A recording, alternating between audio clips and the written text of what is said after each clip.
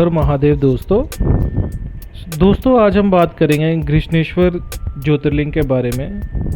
यह कथा इस प्रकार है। दक्षिण देश में देवगिरी पर्वत के निकट सुधर्मा नामक एक अत्यंत तेजस्वी ब्राह्मण रहता था। उसकी पत्नी का नाम सुदेहा था। दोनों एक दूसरे से बहुत प्रेम करते थे। किसी प्रकार का कोई कष्ट नहीं था, लेकिन उनके कोई संतान नहीं थी। सुदेहा संतान की बहुत इच्छुक थी। उसने सुधर्मा से अपनी छोटी बहन से विवाह करने का आग्रह किया। पहले तो सुधर्मा यह बात बिल्कुल नहीं मानता था, लेकिन अंत में वह अपनी पत्नी के जिद के आगे झुक गया। उसने अपनी पत्नी की छोटी बहन गुष्मा से शादी कर ली। गुष्मा अत्यंत सदाचारणी स्त्री थी। वह भगवान शिव की अनन्य भक्त थी। प्रतिदिन 100 पार्थिव शिवलिंग बनाकर हृदय की सच्ची निष्ठा से उसका पूजन करती थी। भगवान शिव की कृपा के साथ थोड़े ही दिनों के बाद उसकी गर्भ से अत्यंत सुंदर बालक ने जन्म लिया। बच्चे के जन्म से सुदेह और गुष्मा दोनों ही अत्यंत खुश थे। दोनों के दिन बड़े आराम से बीत रहे थे, लेकिन ना जाने कैसे ही थोड़े दिनों के बाद सुदेहा के मन में एक कुविचार ने जन्म ले लिया। वह सोचने लगी, मेरा तो इस घर में कुछ नहीं है, सब कुछ गुष्मा का है।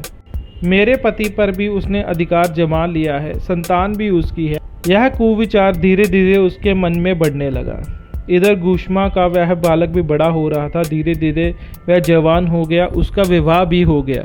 अंततः एक दिन सुदेहा ने गुष्मा के युवा पुत्र को रात में सोते समय मार डाला। उसके शव को ले जाकर उसने उसी तालाब में फेंक दिया जिसमें गुष्मा प्रतिदिन पार्थिव शिवलिंग को विसर्जित करती थी।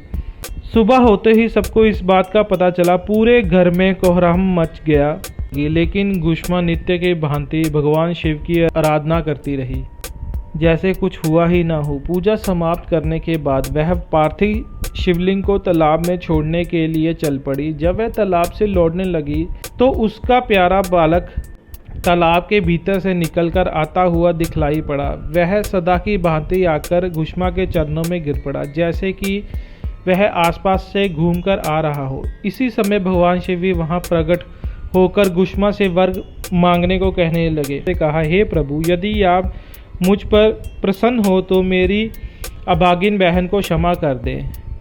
मेरी एक और प्रार्थना है, लोक कल्याण के लिए आप इस स्थान पर सर्वदा के लिए निवास करें। भगवान शिव ने उसकी ये दोनों बातें स्वीकार कर ली और ज्योतिर्लिंग के रूप में प्रकट होकर वह वहीं निवास करने लगे। सती शिव भक्त गुष्मा के आराध्य होने के कारण वे यहाँ घृष्णेश्वर महादेव के नाम से विख्यात हुए। आशा करता हूँ दोस्तों आपको ये कथा अच्छी लगी होगी। ऐसी और कथाएं जानने के लिए कृपया हमारे चैनल को सब्सक्राइब करें। हर हर महादेव दोस्तों।